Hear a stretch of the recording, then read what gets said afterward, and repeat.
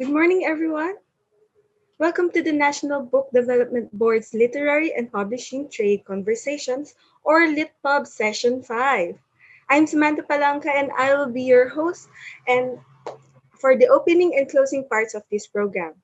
So the National Book Development Board, or NBDB, is an attached agency of the Department of Education with the mandate to develop and support the Philippine book publishing industry.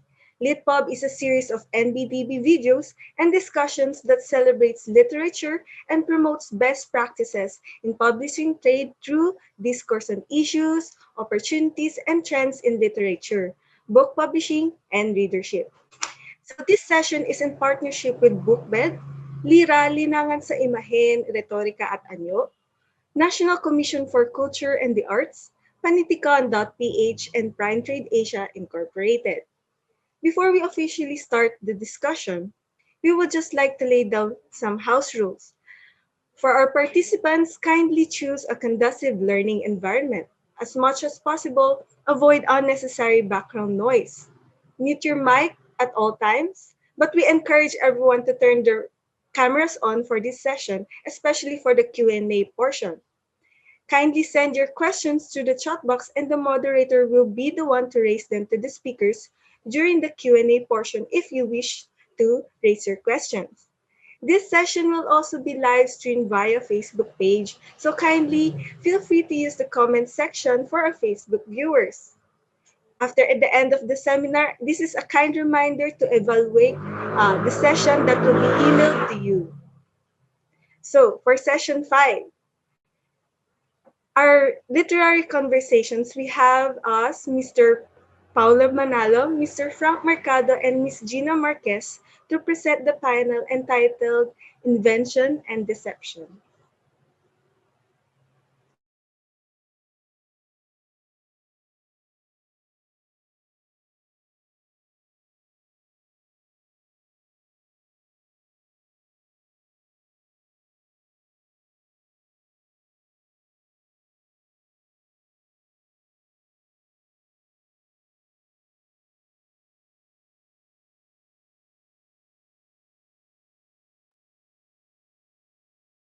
Hi, welcome to Literary and Publishing Trade Conversations. This is a series brought to you by the National Book Development Board of the Philippines. My name is Frank Mercado, and I'm moderating today's topic entitled Invention and Deception. Words that one wouldn't hope to go together. I mean, this title is fascinating to me because to me, invention is a very open, hopeful word, and deception sort of brings an opposite message, one that sort of conceals hope, hides the truth, and promotes ideas that are not true. But you know, as the pandemic surges, so do deceptive means to communicate what matters. The question we'd like to address today is how can writers redeem language from those who have misused it? To help answer this wonderfully important life-saving question are two celebrated and prolific authors in the Philippines, Rani Marquez, the author of Beyond Words, published in 2011 among many other creative and academic work. Specifically for Jeena's work on Mindanao, she received a Don Carlos Palanca Memorial Award. Currently, she teaches advanced semantics at the University of the Philippines, Diliman. And to join her is Paolo Manalo, the author of the poetry collection entitled Jolography, published in 2003, and the poetry pamphlet E is for Epa, published in 2018. Paolo teaches English, literature, and creative writing at the University of the Philippines in Diliman. I feel honored to be interviewing you guys today. Good afternoon. Good afternoon Hi, good to you both. afternoon. Magandang Well, first, araw. magandang araw po. First of all, I'm a big fan of yours and of your work. So, and off the bat, when you gave me the excerpt and I read it, I had literal goosebumps. And as you were reading it, I still had that. So, kudos to you guys. And you know what I realized upon reading your masterpiece is that bilingualism and multilingualism is a very significant component in your writing. Do you think for 2020 onwards, this is how contemporary Filipino writers like you would be using language to speak of their truth? Maybe we can start with Jeena. Yeah, the use of Philippine languages in a literary work written in English. Well, I think different writers have various ways of doing it and for different reasons. I will talk about my own creative process and what you refer to as my truth. My take of point is language studies because that's what's most organic for me. The recognition that words embody concepts and that languages have different ways of organizing these concepts, and therefore certain words that are available in the lexicon of a language may not have correspondences in another language. You know, semanticists have written extensively on the matter of transferability of meaning from one language to another. So for instance, if we conceive of an idea in one language and we attempt to embody that idea using words in another language, there is a probability that the meaning components in the word that we're using are not the same set of meaning components in what would be considered as equivalent or nearest equivalent in another language. Like many Filipinos, I think and speak in 3 languages, and it's exciting for me to think about ideas in language studies, such as conceptualization in languages, the role of language in the construction of cultural worlds, and culture-specific configurations of concepts as I undertake creative writing projects. So thinking, reading, and talking about language, meaning, language and thought, language and culture, language in the mind is my truth. So in the River of Gold, for instance, you know, before the very first words of that piece were written, the concepts I was thinking about were shame and embarrassment. I didn't think of them in terms of themes, but in terms of meaning-bearing linguistic units that belong to a lexicon or the vocabulary of a language. So in that piece, that was my pursuit of truth there, the meaning of what I believe is a salient concept in our culture. It's set in northern Mindanao. It speaks of the myth I grew up with there and the question of what the concept of kaulaw, which is how shame is translated in one of the languages spoken there, could possibly mean to the speech community. I agree with Jeena. I guess I'm approaching it the same way, but through a different discipline, which is creative writing. And the look at languages, like as you mentioned, yes, bilingualism, and the criticism and Jolography is always to look at that, the collisions of the 2 languages I'm proficient with, which is English and then Tagalog. No, in the 2020 edition, which is this one, Jolography Retconned, I do pursue that further, but it's also a project that I've chosen to either to put on hold or to let go on its own. But to me, this idea of working with 2 languages is to look at the overlaps, and maybe um, the overlaps are where you look at the language, that poetry is actually a language in itself that takes from these different languages that the practitioners are familiar with. So your truth depends on the limits of the languages that you have, for instance. Mhm. So if you have more languages, there are more possibilities, more nuances. And so I guess when I started this project back in 2003, a bit naive too, I must say, was to test the limits of my language and how this exploration might work. And then since then, I've worked with, I guess, the more formal concepts of poetry, such as form, tradition, but still finding how these languages work and overlap within these forms. So for instance, in Jolography Retcon, I'll have a poem that it's a sonnet. So the first 8 lines, which is the octet, begins in English, but then it attempts to end it in Filipino. No? So it's taglishing the sonnet that way, to see that what kind of truth exists there. In the poem that I read earlier, which is Tapat, you get a similar project, except it's not a sonnet. It's trying to trying to give you the experience of Valentine's Day in the Philippines, and to work with that is to work with also the presence of both languages. So it's also a play on the title, which is Tapatan, no? Tapatan. And then Tapatan here can also be used as ito yung aking pagtatapat. I'm putting the 2 languages together to tell this kind of truth, to be truthful, to be tapat to you as well. No, if to I guess just to push the meaning of that term. Um, I do remember back as an undergrad, a question that the poetry and translation expert then was asking us is poetry that which is untranslatable, or is Mm. poetry that which is translatable? And I guess through the years, maybe a modification of that might be, at least as far as these collections are concerned, poetry is that where you find the overlaps of things that might be or might not be translatable, and that you carry them within the current of poetry.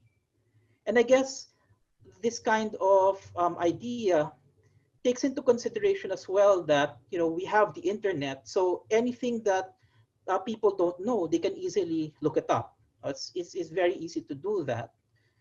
Just to say, when you're watching a series that you like, that's foreign to your culture. Let's say Filipinos watching K dramas. So they'll take their time to try to pick up particular words, particular nuances that seem important in that language, and they won't wait for the drama or the character to explain this. They'll just continue. So it's this particular, I guess it's in this particular mode, or it's in this particular spirit, which I try to work out the poems. So, so what's interesting is the fact that when you said that if you're using two languages or more as writers, there are more nuances to it, and hence it becomes more truthful. The art, or the piece, the work of art, the masterpiece becomes more truthful. Based on your observation as writers, how has language been used for deliberate misinformation by other writers? I think Okay. what we've observed since in 2016, what some critics market as the start of the post-truth era, a Mm. term we're Yeah. still trying to work around with its definitions. But this whole idea that um, when certain people who wield a certain amount of power, whether they're influencers, whether they're world leaders, um, choose to just um, present particular statements, and then when the statements are proven to be false, they then work on the whole idea that, well, this isn't deception. This is actually our way of being creative with the truth. Mm-hmm. So it seems to be touching on principles of creative writing here.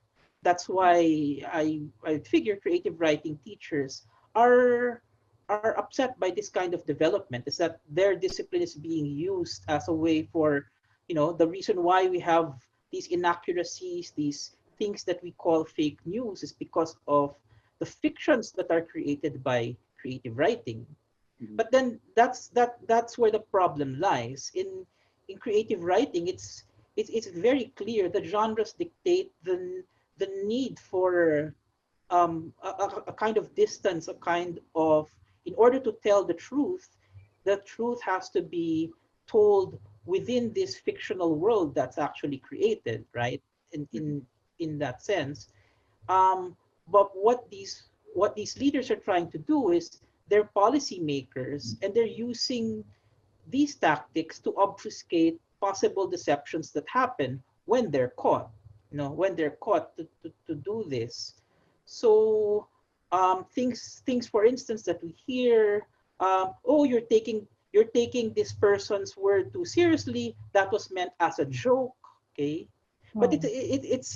it's different when the joke is found, say, in a comedy club, where that's exactly what you expect, right?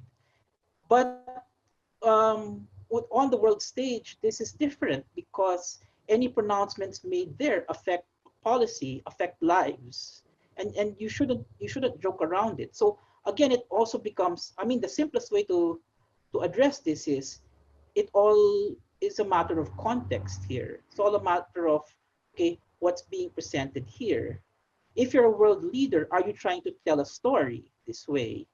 No, what you're doing is you're using what storytellers are using as an excuse to excuse, I guess, um, your your actions that are now proved to be questionable. I guess maybe Jeena, you can help me here, with with these particular ideas. Yes, I Jeena. agree with you that truth-telling and the use of literary devices to do it are not exclusive. You can tell the truth in a story you made up. And the word fiction has more than one sense. I think confusion comes from a conflation of some of its significations. On one hand, the word may refer to that which is false, and it is used in opposition to truth.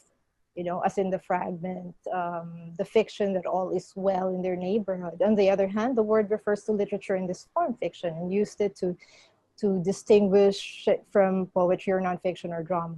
You know, fiction in this sense is not at all opposed to truth. You know, what is imaginary may be the truest thing in the life of the person imagining it. I think the stories we enjoy, no matter where they're set, you know, whether they're based on objective reality or a projection of that reality, speak of truth when the writer chooses to speak of his or her truth. What enables us to conceive of truth? I mean, the very notion of truth. Where does that come from? You know, what enables us to even conceive of it? And I find this interesting when you speak more than one language, because you can conceive of it in different ways, in more than just one way. You know, I think this is one of the things that I find most exciting when I use more than one language to speak of something. You know, because then I can think about how something is conceptualized. The word for truth, tinuod, in Binisaya, you know, can refer to something real and something true. Now, I've read excerpts of your work, and I must say they made me feel like I stepped into a time space machine to actually transport me to a place where I recognize. I mean, I haven't been to Mindanao at all, and but I felt I was there. And for Paolo too, it took me back to 1998 Valentine's Day. But I don't want to get ahead of myself, so I guess for now, it's time to actually, for the benefit of our viewers, to, if you could indulge me, please, to read excerpts of your work. Maybe we could start with Paolo, and then next with Jeena. I'll read a poem from, not from Jolography Retconned, but from Happily Ever Ek Ek. So this contains more or less more love poetry. So the poem I've chosen is called Tapat. It's on that special day in February that people are familiar with, whether they celebrate it or not. Tapat. You're thinking 3 for 200 is too much for something worth 20 pesos each on a regular day. But nothing about today is regular. Not with chocolates, balloons, stuffed toys before tonight's dates. Not when everyone buying flowers must buy before everyone else.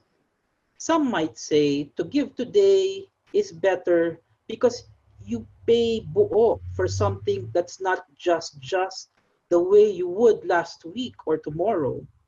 Hindi binabarya ang pag-ibig, as my suki would say. 4 years now, he buys always on this date, like all the rest of the love struck who find it hard to say how they really feel. That's why the redness of the rose is here. The flowers come to you fresh, and you deliver fresh, as the love you had the day the beloved became your love. And for that, no tawad. That's it.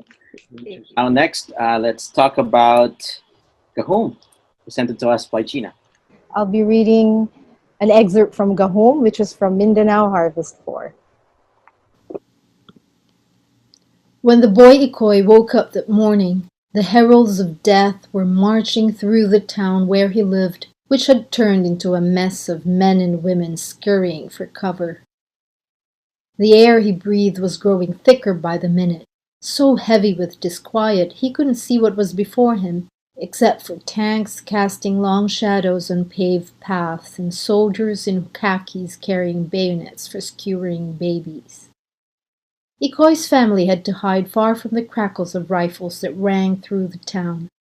They trekked through a jungle to live in the mountains, a refuge from the cacophony of screams and flying bullets that awakened the sleepy town every day. The boy tried to amuse himself by going out into the shallow lake to watch the prawns go wild. He was squatting by the lake to pester the prawns, and as he got up to get a tree branch, besieged by a familiar uneasiness, a quivering of his insides he had felt many times before. Before his family moved to the mountains, Ikoy's life had revolved around the church in the town where his father had met his mother. When he was a toddler, he would spend his days inside the grand edifice of saints. One day, while he was inside the church, he felt an invisible force beat against his body. Ikoy's head hurt terribly, and then he fell on the floor. In his secret haze of pain, Ikoy could hear voices saying, "Hey, there's a boy who fainted in there!" They asked him what had happened, but no one believed his tale of strong winds and loud noises. Neither would anyone believe that he did see Señor San Vicente and Señor San Roque descend the altar and go to him when he plunged into the darkness. The priest scolded him. "Ayaw pamot-bot, magsulti kas tinood pag naa ka simbahan." Don't lie. Speak the truth when you're inside the church. He couldn't understand why he was accused of lying, when all he did was talk about the images he believed he saw were walking down from their pedestals. Ikoy's parents brought him to a shaman named Dalino, who looked into Ikoy's eyes and told his parents, "Agoy, kining bataan ni doulunon man sa panuway." Oh no, this kid attracts spirits. Ikoy, even as he was deprived of the chance to go to school, believed he possessed sharp powers of reason he expected those around him to quickly dismiss. The boy was stunned to hear the diagnosis. How could they have been spirits when they were saints? Up in the mountains, by the shallow lake, the boy recognized that same feeling of agitation he had felt before each fainting spell, a perplexing anxiety that washed over him before the thunder and winds came. As he got up from his spot near the rock where the prawns were hiding, he saw someone sitting in front of him. Ikoy was certain the being he saw was God. Wow, these are wonderful pieces of writing. So let's start off with Gahum. I went back to the dictionary, and correct me if I'm wrong, but I found out that Gahum is a Cebuano word that means power. So what was your intention for choosing the title? As I said earlier, language studies is the starting point in my creative writing. It's not only a transition point, but also a point of confluence. And that is what is organic and real in the way I think and the way I write. So should I pronounce it like the book in the Bible, which is Nahum? So Gahum. no. Gahum. No, but this is actually a Cebuano word, right? So I said, what does it mean? And then I realized it meant power. So I said, oh, power. So it has to be, said with more emphasis. So maybe it's Gahum. Yeah, I think that's interesting because that illustrates the point. What's going on there when you saw the word, and this is not a language that you speak, and you were focused on the sound and the meaning of the word, whereas if it were a language that you speak, your mind focuses on the idea generated by language. Yeah. So when we don't think about what we read, we get to notice more when we think about what language is doing in the sensory input, which in this context is a piece of writing. So I find your response interesting, and that might be just one of the reasons why a title like that was chosen. Maybe you could talk a little bit more about redemption of language, Paolo, and do you feel that redemption is in that intention of yours when you were writing Tapat? Yeah, kind of redemption there, which is, I guess, to take and to concentrate on language, not just to take it for granted, especially in poetry, I think, and especially in this kind of poetry that uses more than one language, where you're trying to give more attention and emphasis to the language, not just to the meaning, but as Jeena mentioned, even just to the sounds of it, like tapat, how does that feel when you say it, no? And then what does that mean?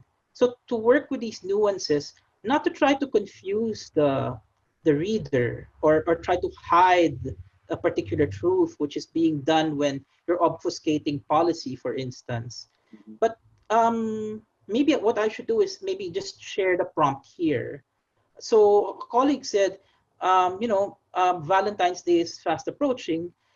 Have you ever tried writing a poem about Valentine's Day, not to mock it, but actually to look at it and to see why it's important, what's why it might become important? And I said, well, that's a challenge because usually it's just easy to mock all these lovers who go through the ritual, right? The ritual of buying flowers as such. So I decided I would take all that, but not mock it, but to actually try to see it through language, through the use of concept now of tapat, now, which can mean not just to be the truthful lover, ako ay tapat na mangingibig sa'yo, but also ito na yung presyong tapat when you're talking about haggling, right? Like I want the last price for that. Well, tapat na to. This is it. Take it or leave it. This is the truth of it. This is what it means. And I guess to try to look at it as tapat also as you can think of it as an alignment, a correspondence that Jeena was talking about between languages, nagtatapatan. I said, how can I do that without it being a lecture on language? And how can I do that on the pedestrian level, because that's the dramatic situation of it. Someone just goes to a flower market that you find in the street that usually, pops up during Valentine's Day and then just buys flowers. So the context is also very informal in this way. And yet you're taking all these truths and saying, how do I do that? Well, say it with flowers, say it with chocolates, and say it with such, and then hope that it blends that way. And that's, I think, what I mean by this is the kind of creativity that we have. It's a creativity backed up by imagination. But also, I would argue, especially now, post 2016, I think we should emphasize compassion. Compassion, I think, for instance, when we use nuances of language, we're doing this not to confuse, but because we have compassion for language, our love for language, and our love also for others who may not share our own sense of language, but we want to because this is how we as writers love in this particular way. Compassion when it comes to metaphor. Now, metaphors not to disrupt or to use harsh language. For instance, you don't want to think of the pandemic as a kind of war. No, it's not a war against the virus. But if you treated it compassionately, you would understand that this is not a war, but rather this is the time for us to reflect, to be able to try to save everyone. So it's a way, creative writing is also a way of ourselves thinking about the metaphors that we use, as well as the metaphors that other people use. So to work on it, that way. Yeah, and I think compassion is born out of a negotiation that has already happened in the brain or in the psyche between realities and yourself. Yeah. And I like the term that Frank uses here, no, negotiation, because that brings it back to what or how I think of poetry as a negotiation of several things, not just language. And in the poem Tapat, that whole negotiation, which is actually haggling for, so how much are these flowers worth to you? Like, what's the final price? No, ano yung tapat na presyo na? It comes out of this whole negotiation, as though to talk about the creative process works that way. So what's the final project will depend on a negotiation, for instance, of one's own skill, of the different languages. And what we see here is these may all happen. No? So these are all part of you can think of it as one whole complex process or several complex processes happening. But I guess for the teachers or the students who are interested in watching this, I through the years, I figured that discipline with the foundations of, say, writing, it goes back to before you can actually individualize and look at for your voice, for your style, for your own way of maybe code switching, even if that's part of your language, is to work with the foundations as well of writing, meaning um, what what may be important depending on the genre. For instance, clarity of thought, no, like um, ways of describing, looking at observing the form or maximizing a particular form, working with the whole momentum or the whole tempo of a particular art, whether it's verbal or whether it's written, because this will help make the process seamless so that it doesn't show na I can see the I can see the author's hand, or I can see the author struggling here to decide. But if you do have the discipline, then it becomes and the rigor is there. The work shows, if that's the intention, of course, it's just to be seamless, as though wala lang, this is just an ordinary day. But then when you close read it, this is so complex. Like, for instance, what Jeena wrote, Gahum, so many complex things happening here, but then we're brought there, almost gently brought to this kind of truth of what the boy believed to be, or what the boy then saw. Yeah, I've been told I've got two books. Tapad is from Paolo's book Happily Ever Ek, and Gahum is from Jeena's anthology Beyond Words. Jeena and Paolo, would you like to promote where they can get the book? Yeah. I'm on Twitter at Paolo Manalo, and I think there's a Facebook author page for me. I'm not on Facebook. And then the books are available happily. Jolography Retconned is from the University of the Philippines Press, so you can find that on Lazada and on Shopee. Happily Ever Ek Ek, Happily Ever Ek Ek, this one is available from independent bookstores as well, like Solidaridad in Manila, Ruel's Bookshop in Quezon City,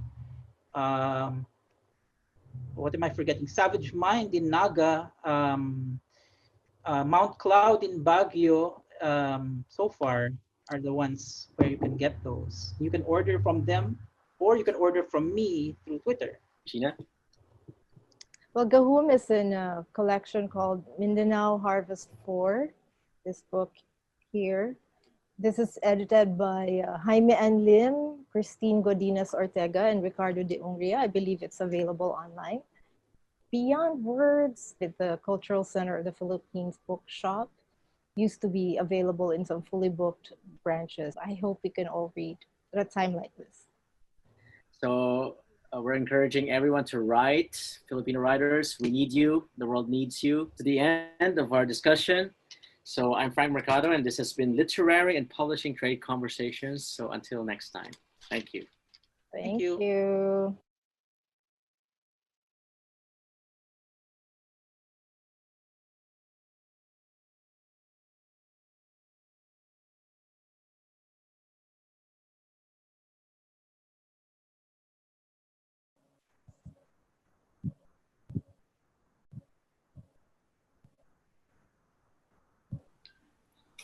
I guess we can start the discussion. If you guys picked up anything from the conversations so far, let me check the chat room. What's happening in here? No questions yet, but I guess we can start off with a show of hands. But I can only see your profile pictures. You're also young. Who are writers here, and who have already published?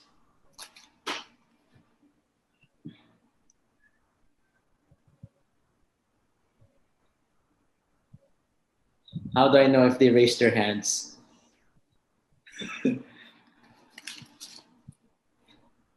Give us more examples. Can you give us more examples of recent press conference or news articles that use language deceptively? This is from Jason. Would you like to answer that, Jeena? It's unfortunate. Yeah, it's unfortunate because Paolo couldn't join us due to the storm. He couldn't connect to the internet, which is, I guess, the frustration that we all share. So in terms of that kind of language of connecting to the internet. We all share that. But yes, Jeena. There's another question there that I'd like to address. You'd look at it. Do you want to read it? Is it the what practices can you share? Yeah. What practices can you share for us to improve our vocabulary? Okay, that's a very good question. I think the first thing we need to do is to make a distinction between active vocabulary and potential vocabulary. So some of the words that we know, we recognize when we read.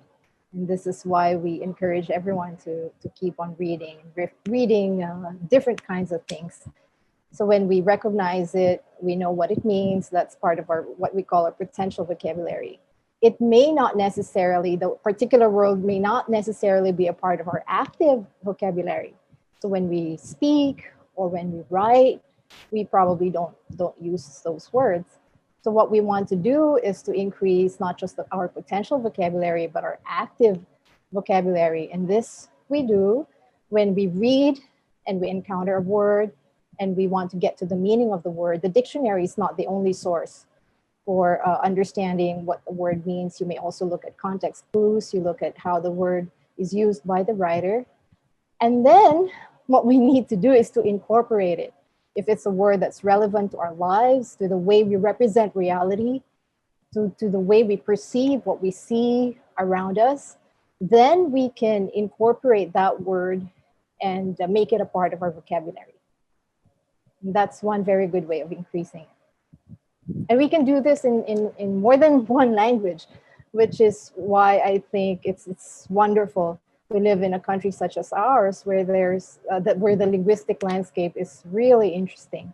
So we can read in different languages, and we want to see more writers using many of our languages in our country in their writing. Well, I used to live in Singapore for 15 years, and one of my colleagues there was German, and he really wanted to speak Tagalog. So he said, what better way to learn Tagalog but to get a girlfriend, get a Filipino girlfriend, right? So he eventually got a girlfriend and then got married to a Filipino girl in Singapore. And then he's so amazed by the word echuserang frog. Echuserang frog. And so he was explaining the context of echuserang, and then he keeps on using it. And he said, this is Germans are very fascinated with German language is a very specific language. So we have words for the song that you keep on hearing. It's called Ohrwurm, right?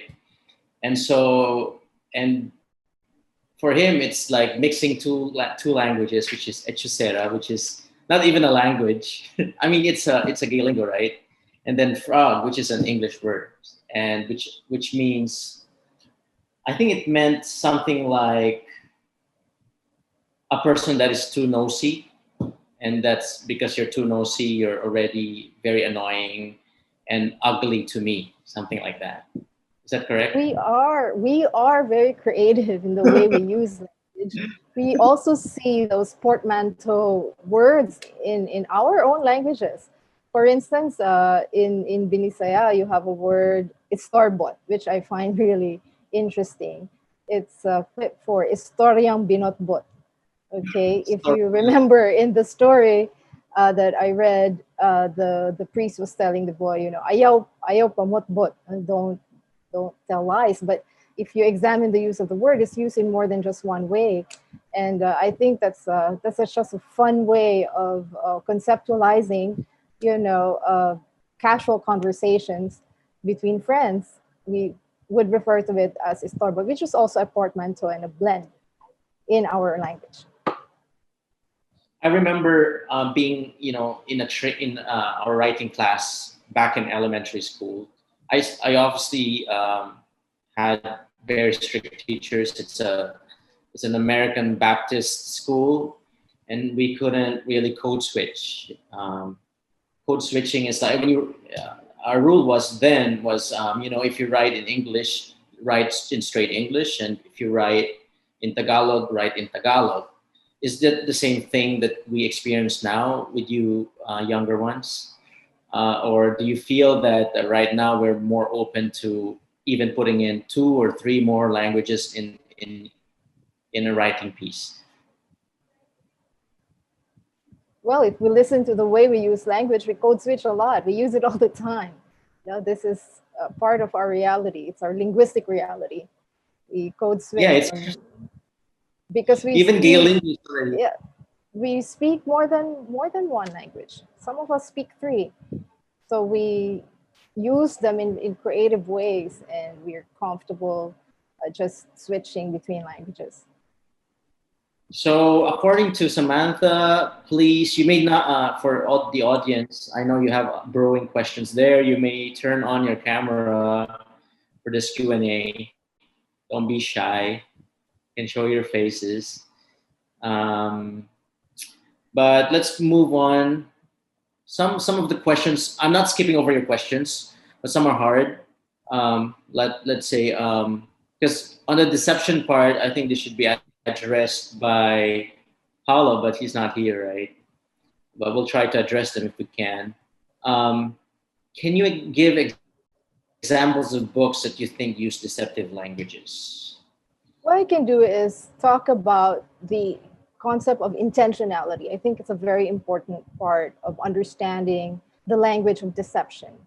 Okay, so when you approach a text and you want to examine it closely and you want to see, you know, what the writer is trying to do, what needs to be examined, it's not just the language, but the way it's used to deceive. And when we do that, we examine intentionality, because that makes a difference between something which is really deceptive and something which is not. You know, when a person may say, use language and inadvertently say something false, that's not necessarily deception. But when the intent is really to deliver a false statement, then it's deception.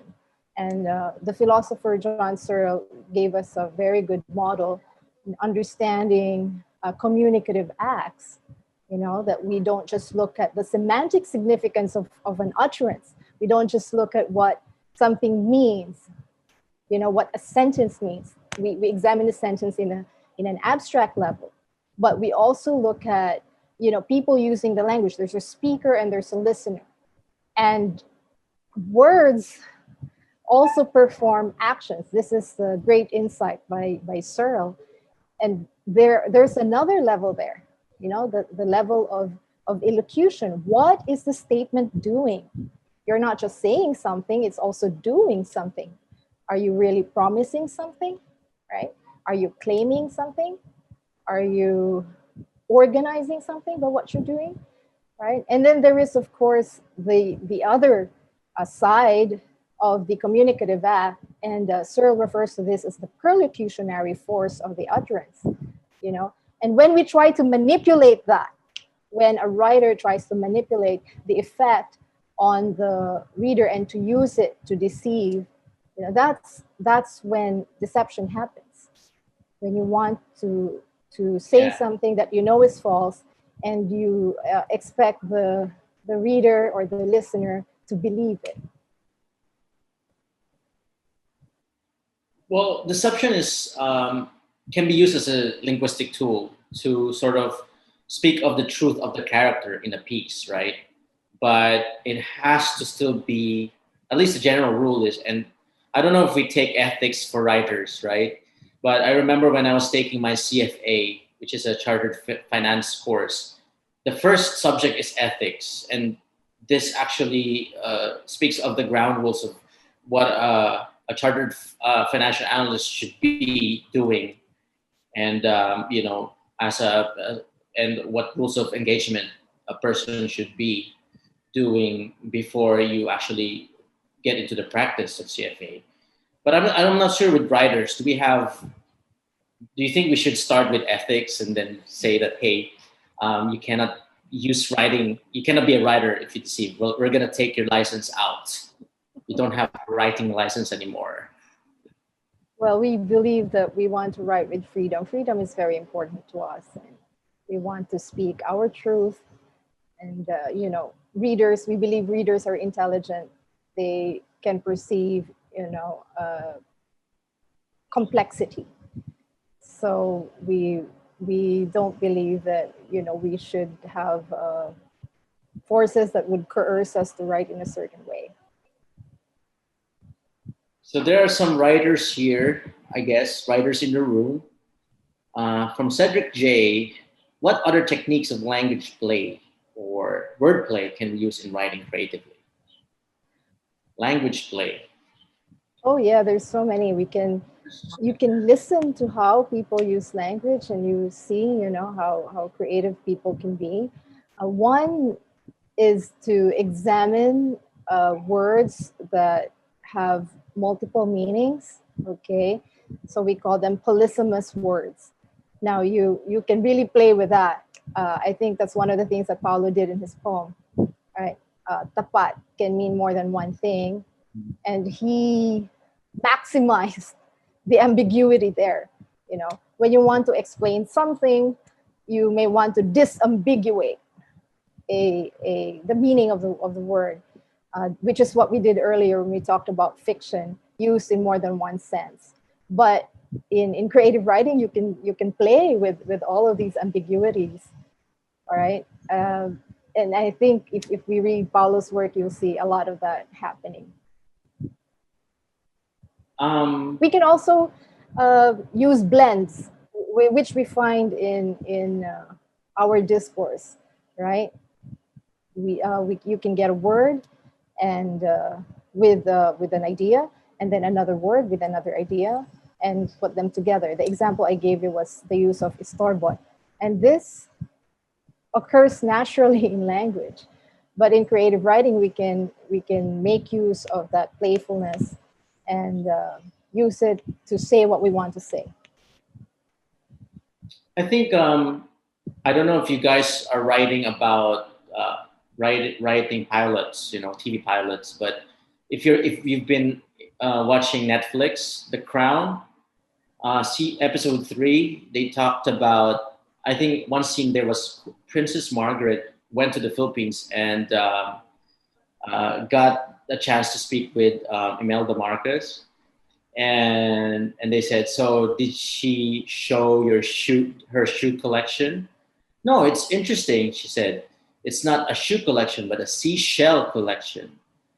Maybe you just misheard because she's Filipina, so it should be. Maybe she said shoe. So they played with the sound of how we say shoe and shell could be the same. So probably that's why she misunderstood it. So, I mean, things like this you can use creatively as well to put humor, maybe to criticize a character in your piece. Yeah, when we understand the structure of language and the system of language, we see that we can study it in different ways and in different levels. So you were talking about sound. So there is a field called phonology. It's a systematic study of the sound system of a language. You can explore many ways by which you can play with the sounds of a language in its phonological forms. And then there is also what we call morphology. And we can look at how words are formed and built, and you can also play with that. And there's syntax, all right? The syntactic structure, the grammatical structure of a language. You can also use wordplay and creative uses of playing with the syntactic structure of a language. But our syntactic structures are distinct. For instance, when we construct a sentence in Filipino, we usually begin with a verb, right? VSO. But when we think of an idea in English, we usually begin with, so when we say subject, so SVO. Now, if you want to, play around with that, that's also something you can do. And then, of course, there is the semantic structure of a language. Now, this is my favorite part, and this is where I really use creativity. It's the meaning structure and the meaning system of a language. So there are different, approaches to wordplay if that's what you want to do. Another example would be using I think a sentence structure that aligns with, let's say if you want to depict a character, I think it was Crazy Rich Asians, where a certain Chinese rich family was not accepted in the hotel to check in, right? And so, but they were speaking Chinese. It was raining, and they were speaking Chinese because it was raining, and they're comfortable in Chinese. And then, but suddenly, they weren't accepted by the guys because he said, "Hey, this is only for you're not the demographic for this hotel. You're Chinese for the British." So she spoke. Then after that, she code switched into straight Queen's English. So you can do that too in your writing. You can play with that this person is a multilingual person, but he's of a different class. It's interesting that you brought up that example. It illustrates, narratives that people have about other people or about certain groups of people. And you see that, the people in that scene already had narratives about this group of people. And you can see that in the way they responded to her using this particular language. And this is how powerful languages are. I mean, I think we have the responsibility to really use it, knowing that how we use it may shape perceptions and perceptions about certain groups of people, especially. Now, let's move on to criticisms. Are there criticisms that we see from using ambiguities of language used in writing? Well, it depends on the context. As I was saying earlier, in creative writing, we maximize ambiguities because we enjoy it. We derive aesthetic pleasure from maximizing, the possibilities of where these ambiguities can take us, right?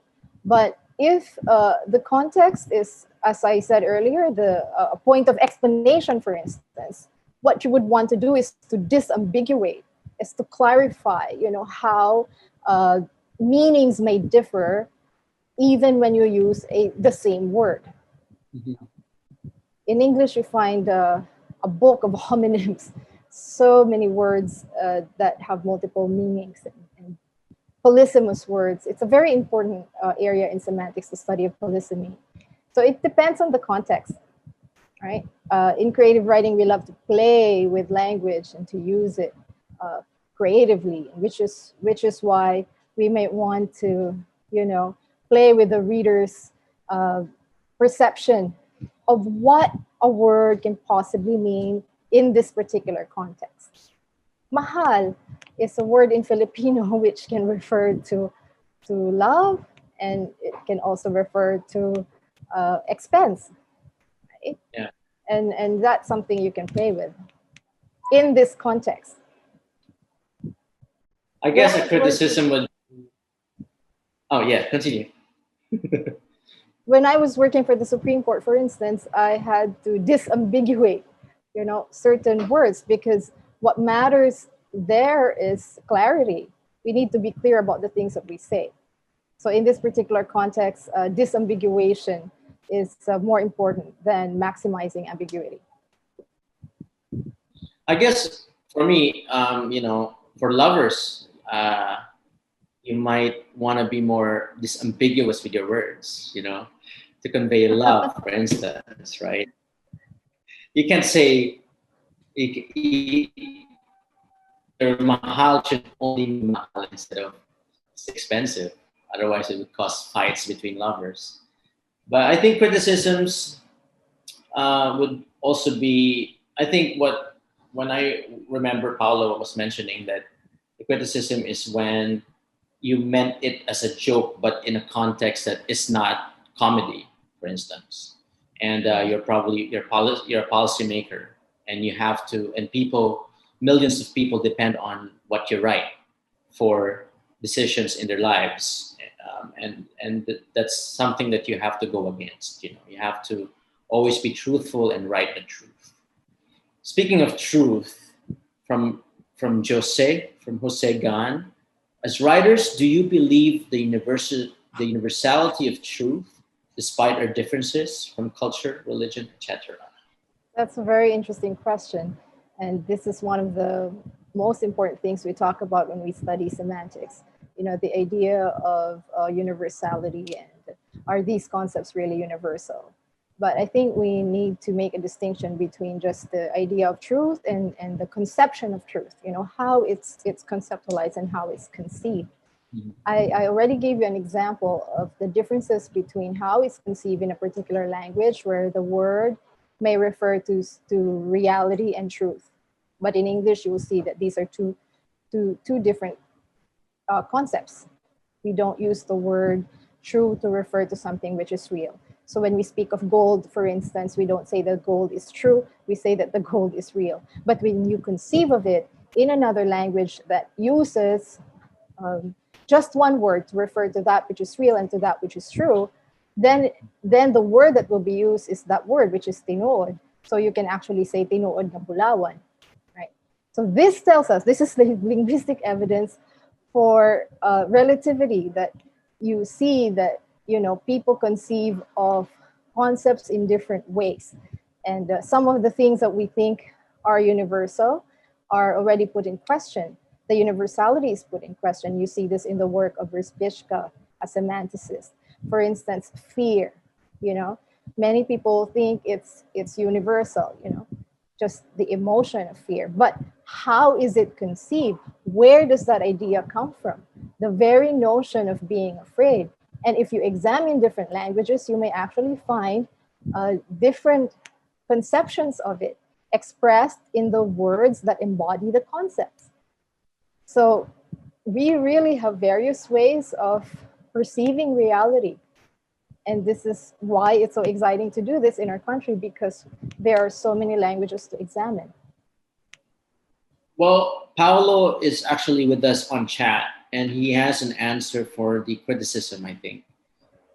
He says, in writing workshops, what we usually find are unintended ambiguities by the writer because language is not used with precision or clarity, or the writing becomes vague because a term or phrase may refer to too many ideas without explanations or clarifications from the writer. So that's one criticism. Yes, I agree with Jeena on truths and how it represents a part of your experience as well, right? And so big T is a very difficult thing to answer, as in like everyone agrees on one T. I guess even in death, for instance, because they said there are only two things that are sure, right? Death and taxes. But I think even for some people, death isn't sure, right? And some don't pay taxes. So do you feel that because the Philippines is made of different cultures, there is a need for writers to write more so that we actually know more truths that are existing in our nation called the Philippines? As I said earlier, we value freedom, and we have the freedom to write about what we believe in. We may believe in different things, but we have that freedom to proclaim what we believe in, and we may examine various conceptions of belief and truth as well. So some people may believe that, you know, there are fundamental truths, and that these are built on unshakable foundations. And they have the freedom to believe that. Some people don't believe that. Some people do not believe in the existence of anything absolute, and they have the freedom to believe that as well. And they also have the freedom to use writing to speak of what they believe in. I think for the discussion of truth as well, I mean, among people of different players, of autonomous players in the Philippines, I think what should be non-negotiable would be that for us to be able to have a platform to negotiate, I think, of for different truths, and that when do we say acceptance of other people's truths, or do we say, yeah, I think acceptance, right? That you have your own truth that you have to write about, and you have to write it. You have to make people know truth too. So universality of truth. That's right. Do you believe? Yeah, I mean, personally, I do believe in the universality of truth, but I think we should be able to negotiate, have a platform to negotiate on how we define truths.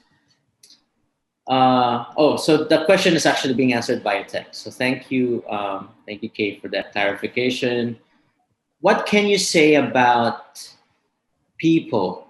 This is from Jason Vega. What can you say about people, especially those in the minority, creating their own language, like the gay speak, the sword speak, and the recent Jejemon language?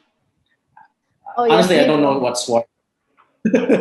but we find this, and it's an exciting phenomenon. We certainly encourage, the development of languages and varieties of language. And it may start out as covert language, to build solidarity among a small group of people, but then it goes into the mainstream, and we encourage, people being creative with the way language is used. We don't believe that language has to be static. It is so dynamic. And we also believe that as people who study language, we don't have to be prescriptive. We examine language as it is used by the speakers in a speaking community. Pinapakinggan natin yan. We listen to how people are using, language. We don't say, okay, this is the only way to use it. We want people to explore ways, because our reality changes. And when the reality changes, we will need, new ways of expressing what we find in that reality, and to represent not just linguistic reality, but extra linguistic reality. So yes, we find the use of language like that to be an exciting development. We don't believe that a particular language has to be monolithic, right? Like, we celebrate what we call Englishes, world Englishes. We don't want to see English as a monolithic entity. We just, this is English and this is how it should be used. We see that people in different parts of the world are using it in different ways, and we celebrate that. Yeah. I lost my track of thought there. I had something to say, but let's move on first to another question from Jason. Once again, is this an expression on the part of these minorities to speak truth to their experience, to turn the conversation on themselves, to crave out an existence for themselves, to carve out an existence for themselves? I guess that's my insight, actually, because Jeena mentioned a while ago about shame and embarrassment, and I felt like the writer is usually shy. I don't know if if you feel the same way, but at least in Hollywood, if you are going to write and not being the star of your own show, then you're probably very, very shy. But actors don't actually write. So during the time when there's a writer's boycott,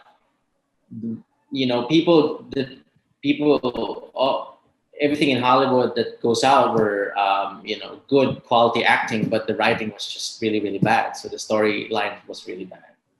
So I feel it's indicative of freedoms that are now actually being more introduced and more apparent in our society. And that's why we are allowing people, or we're actually seeing more pieces written in gay speak, or even in Jejemon, or I don't know what Jejemon is actually and what sword is. But maybe in the future we can actually have a book totally written in gay speak, or maybe we already have, or a dictionary in gay speak as well, or in Jejemon. Yes, let me address that. from the perspective of my writing, which is in this story is a set in northern Mindanao. You know, when people are belittled by virtue of their locus of existence or the way they sound, you know, we want to use the power of language to perhaps reshape perceptions about a certain group of people.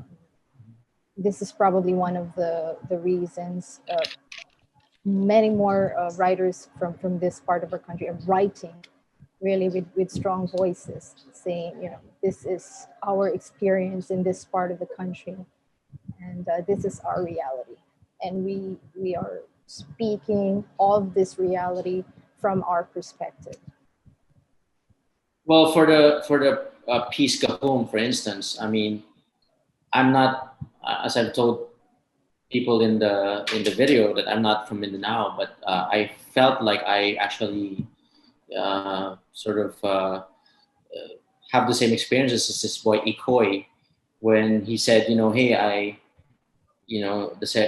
think he was being belittled by being young, and that whatever he says is actually a lie by someone in authority.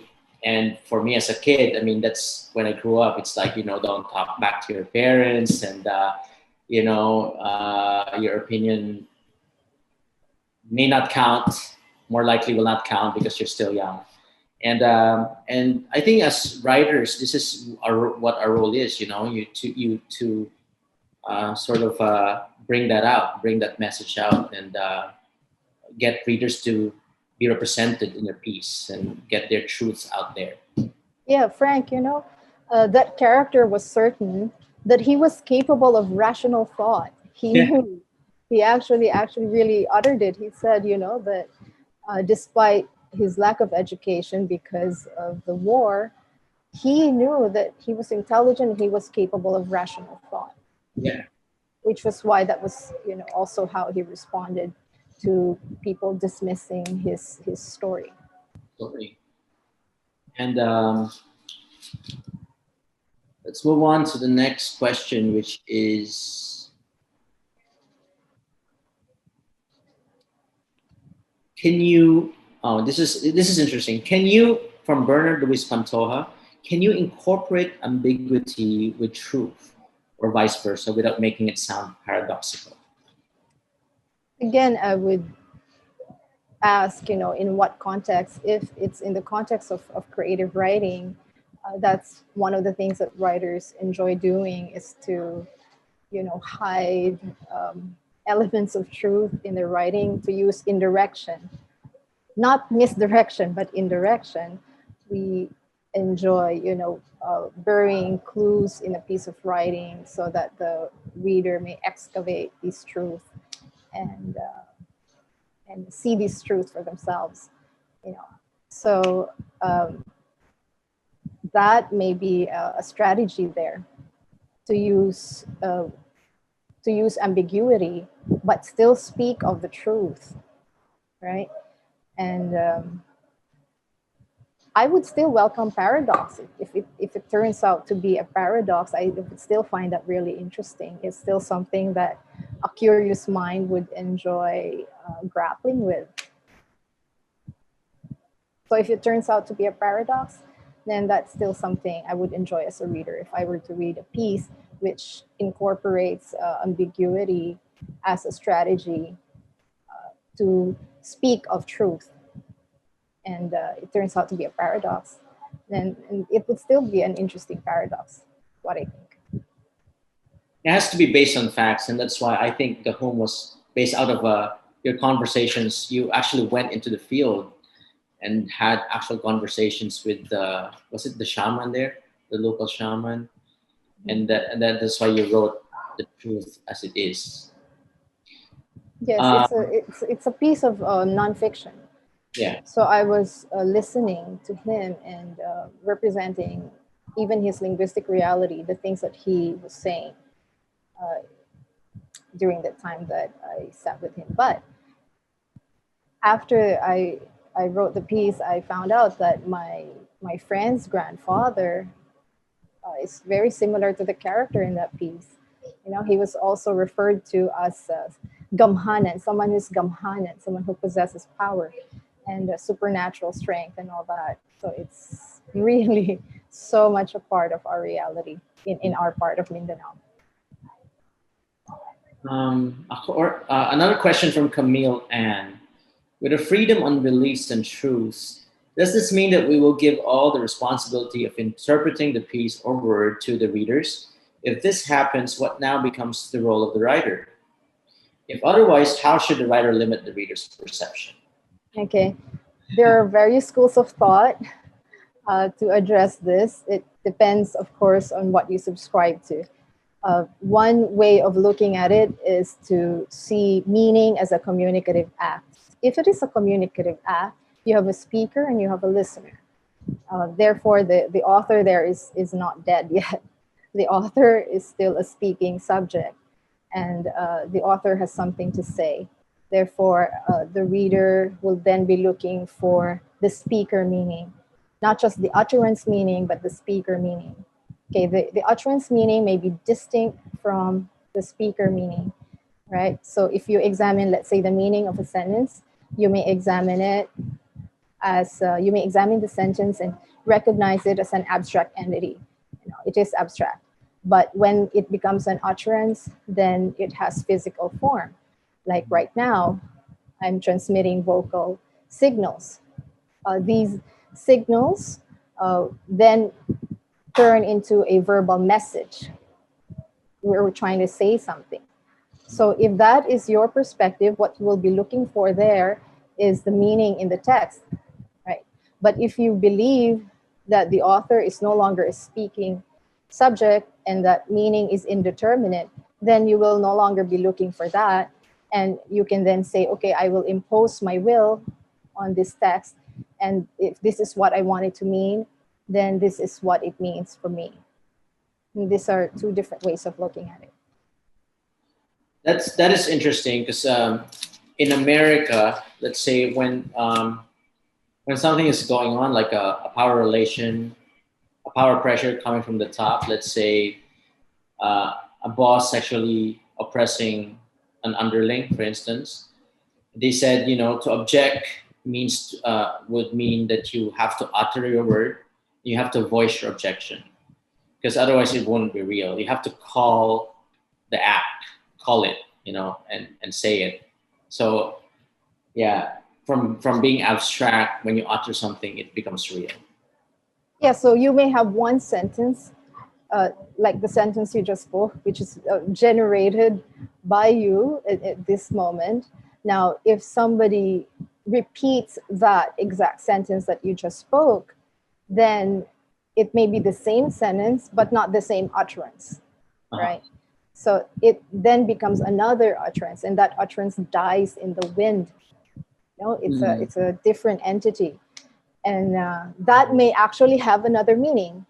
So you may have the same sentence, all right, and still bear different meanings for different people who use them, you know, depending on their intention. So if I say, for instance, it's hot, right, I may mean something by it. Of course, there is meaning in the level of a sentence.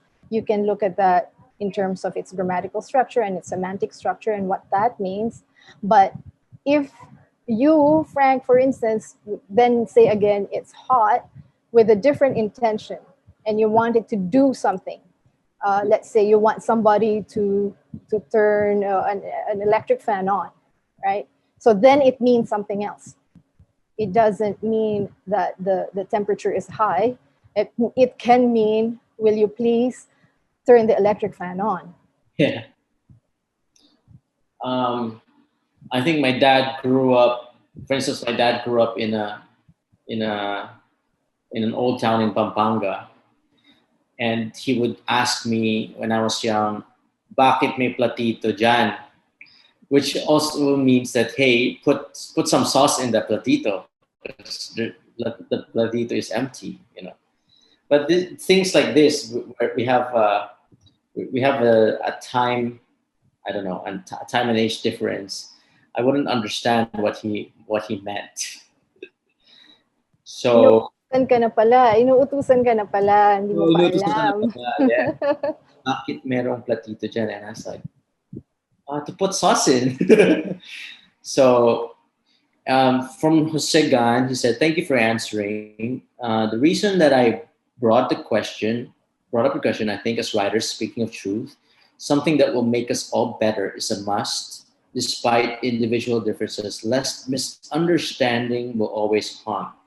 So true, ma'am. Language is dynamic and varied. Indeed, yes, I totally agree with you. And misunderstanding is also an interesting phenomenon in language use.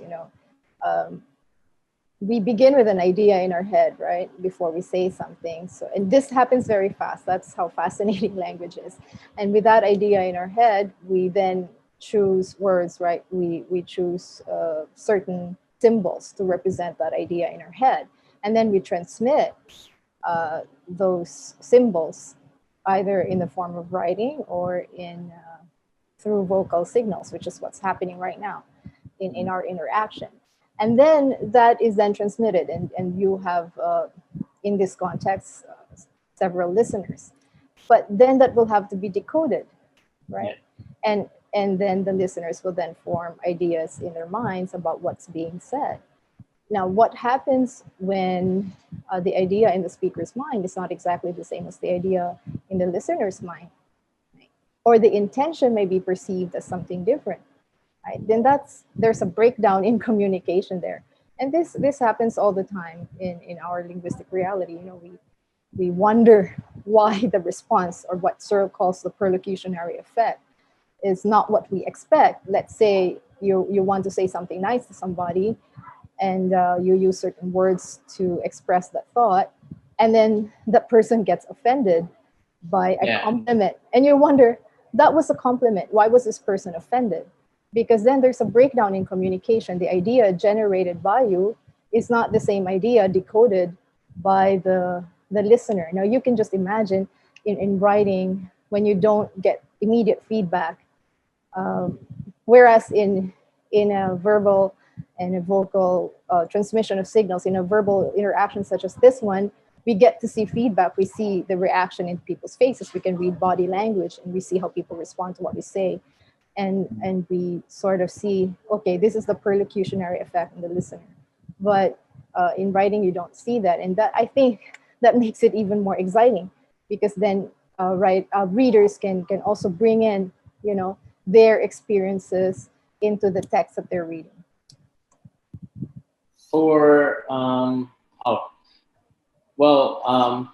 During the pandemic as well, it's quite difficult because we do interact now through text mainly. So you don't really know. I mean, sometimes we just put he all the time because we wanted, the deadline is tomorrow. I would really appreciate that you get it to me right away, he, like that, right? It's just to actually make it a little bit softer, but you know that you're really pressed for time.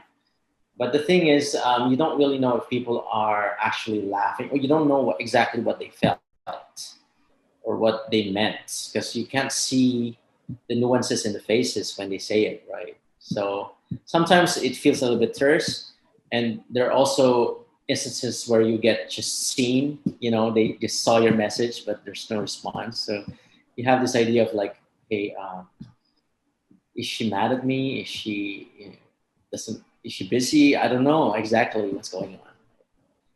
So you have digital laughter. Yeah. Sorry. Go ahead. Digital laughter. Yeah. Continue. Yes. Digital laughter is an interesting area of study in language studies. Some really? of our students. I didn't know that that's even a word that you put together, digital laughter.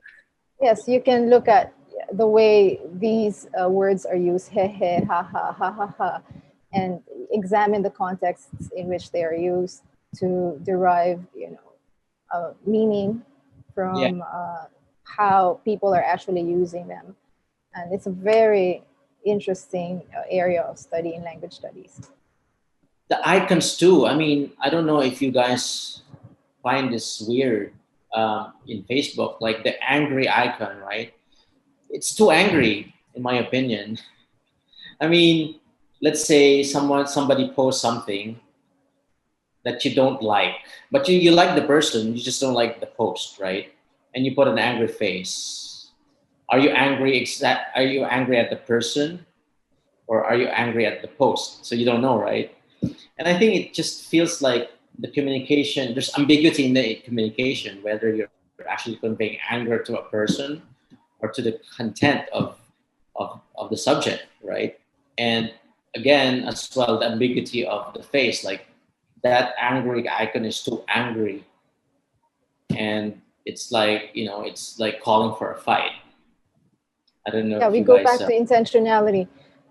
yeah, We go back to intentionality. What do you really want to do with that piece of language? Are you deliberately using ambiguity to express a certain idea because you don't really want the person to know how you're feeling, or is it in an inadvertent use of ambiguity?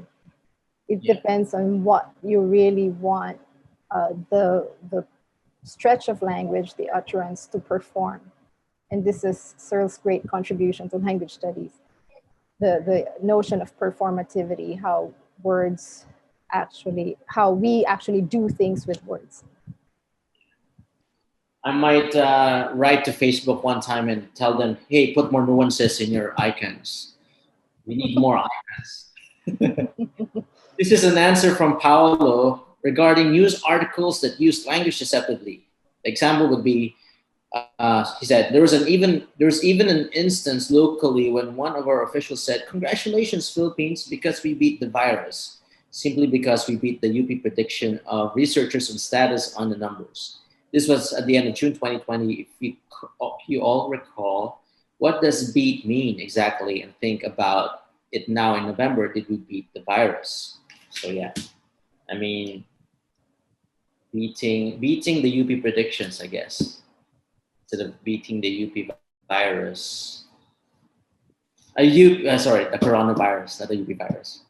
This is from Jose Gan. This is what I'm talking about, ma'am. Even if we have varied concepts, we must not forget that people who are different from us have a right to be understood too, even respected by seeing them as they are. Absolutely. Yes, totally agree. And Yeah.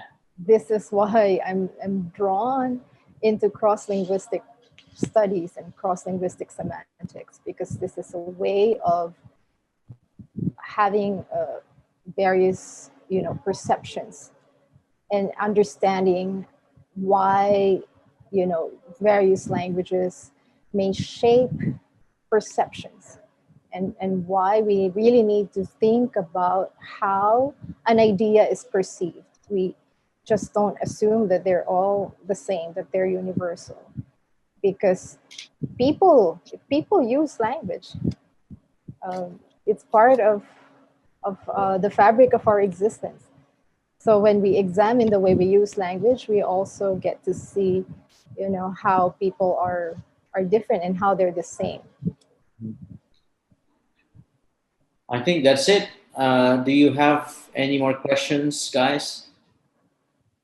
I hope we addressed your concerns as writers, and hopefully we have added value to your work or to whatever masterpiece you're working on. No more questions. Maybe we can ask for final words from Jeena. Well, thank you very much for joining us here today. And we do live in difficult times, and we hope that we find more ways of gaining understanding of each other. No matter how different we may be, there will always be things that make us the same, and we celebrate those things too. Have a great day. Yep. So that's it for language, for invention and deception. I think to summarize, we actually discussed the power of language, our being careful about what we write. We only write truths, and we use deception only as a means to, to talk about truths. It should be all encapsulated in truths that we want to promote. According to the words of the guru, Persian poet Rumi, raise your words, not your voice. It is rain that grows flowers, not thunder. So I would like to encourage everyone to keep writing truths, so that in the future we all get to understand each other more, and we get to love each other more, because we're more intimate and we know each other, each other's truths.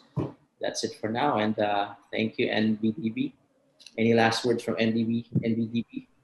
Yes, thank you, Sir Frank, Miss Jeena, for a very meaty discussion, and thank you for expressing your expertise and knowledge on this matter. I'm sure our viewers, our aspiring writers, have taken a lot from this discussion and this conversation.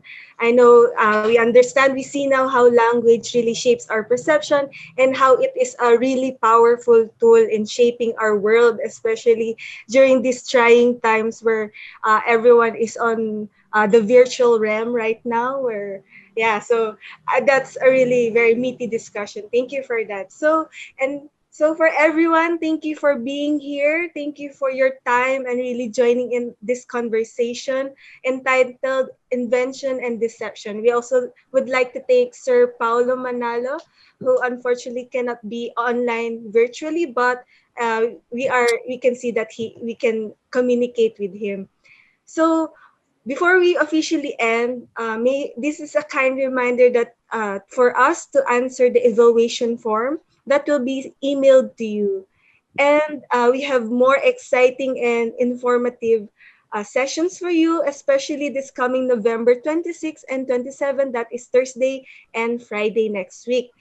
And I, I'm before we end, may I ask everyone to please turn your camera on for a photo documentation that we will have.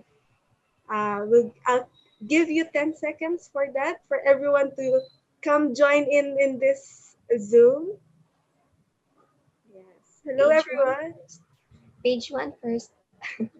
Okay. Everyone smile. One, two, three. Another set. One, two, three, smile. Okay, thank you everyone for joining us.